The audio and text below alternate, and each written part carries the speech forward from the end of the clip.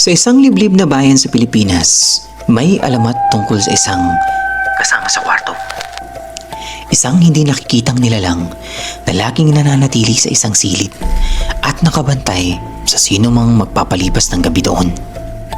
Sinasabing ang sino mang matutulog sa kwartong ito ay hindi na muling magigising, o kung magising man ay para bang may dalang sumpa na bumabalot sa kanilang pagkatao. Si Mia ay isang dalagang galing pang syudad na bubusita sa kanyang pinsang si Lani. Ang bahay ng pamilya ni Lani ay isang lumang bahay na minana mula sa kanilang mga ninuno. Sa bahay na ito, may isang kwarto na hindi naman ginagamit. Ang pinakakanang silid sa ikalawang palapag, ito ang kwarto kung saan sinasabing nakatira ang kasama. Dumating si Mia sa lumang bahay ni Lani isang hapon na puno ng araw at saya. Bagaman may pagka-misteryoso ang bahay, sinubukan ni Mia na huwag pansinin ito. Nang tanungin niya si Lani tungkol sa kwarto sa pinakakanan ng ikalawang palapag, natigilan si Lani at sinabing, Ay, huwag mong papasukin yun. Matagal nang nakasarado yan. Ngunit bilang isang mapanuring tao, nagdesisyon si Mia na hindi niya ito papansinin. Kinagabihan, nang matutulog na ang lahat, tahimik na umakyat si Mia patungo sa ikalawang palapag at tinungo ang silid na iyon. Pagbukas ng pinto, nakita niya ang isang lumang kama, isang tukador na may basag na salamin, at may mga lumang laruan sa sahig. Puno ng alikabok ang buong kwarto. Ngunit ang mas kapansin-pansin ay ang malamig na hangin na tila humahaplos sa kanyang balat. Parang may mga mata na nakatingin sa kanya sa bawat galaw niya, ngunit wala naman siya nakikita. Binaliwala ni Mia ang kanyang nararamdaman at lumapit sa tukador. Napansin niya ang isang larawan ng isang batang babae sa salamin. Ngunit nang iangat niya ito, walang larawan sa tukador. Naisip niyang baka liga lamang ng kanyang imahinasyon na yun. Bumalik siya sa kanyang kwarto at nagdesisyong matulog. Kinagabihan, habang mahimbing na natutulog si Mia, nagising siya sa pakiramdam na tila may bumibigat sa kanyang dibdib. Binuksan niya ang kanyang mga mata at napansin ang anino ng isang batang babae na nakaupo sa gilid ng kama niya. Nanginginig siya sa takot, ngunit hindi siya makagalaw.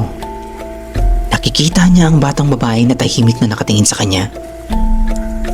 Ang mga mata ay tila puno ng kalungkutan at galit.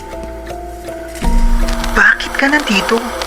Tanong ng batang babae sa mahihinang boses na nagpatayo ng balahibo ni Mia. Hindi makasagot si Mia, bumalik siya sa pagtulog. Umaasang panaginip lang ang lahat ng iyon. Ngunit sa pagdilat niya, nandoon pa rin ang batang babae. Mas lumalapit pa at may dalang isang lumang manika. Habang papalapit ang batang multo, unti-unting nagdilim ang paningin ni Mia at hindi na siya makaramdam ng kahit na ano. Kinabukasan, nagising si Mia sa kanyang kama, nanginginig at puno ng malamig na pawis. Sinubukan niyang kalimutan ng bangungot, ngunit sa bawat oras, naririnig niya ang bulong ng batang babae sa kanyang tainga. Naghanap siya ng sagot at tinanong si Lani. May isang batang babae dati na tumira sa kwarto na yun. Siya ang anak na may-ari ng bahay. Ngunit isang gabi, natagpuan siyang wala ng buhay sa kwarto. Sabi ng mga matatanda, hindi siya makatawid sa kabilang buhay dahil may hinakit siya. Paliwanag ni Lani. Sinasabing naghahanap siya ng kasama dahil hindi siya makalabas ng kwarto. Dahil dito, lalong kinalibutan si Mia. Napagtanto niyang hindi imahinasyon lamang ang batang nakita niya kagabi. Matapos malaman ang kwento ng batang multo, si Mia ay mas naging maingat. Ngunit kahit anong gawin niya, gabi-gabi pa rin siyang nararamdaman ng presensya ng batang kasama sa kanyang silid. Isang gabi, narinig muli ni Mia ang mga yabag sa labas ng kanyang pintuan. Nang buksan niya ang kanyang mga mata, naramdaman niyang hindi siya nag-iisa. Ang batang multo ay nasa tabi niya. Muling hawak ang manikang basag at may duguang damit. Ate, samahan mo ako. Bulong ng bata. Walang magawa si Mia.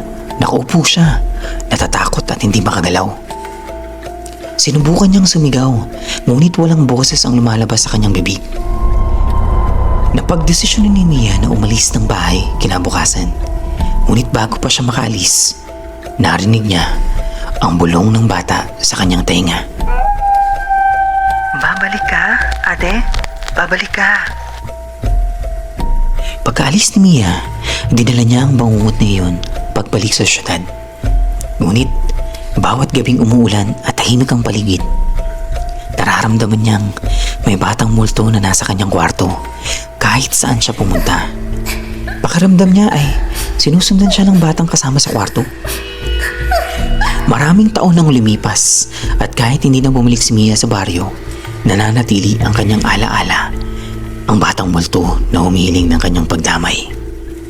Ang kwentong kasama sa kwarto ay hindi na lamang isang alamat sa baryo, kundi isang sumpa na bitbit ni Mia sa kanyang mga bangungot tuwing sasakit.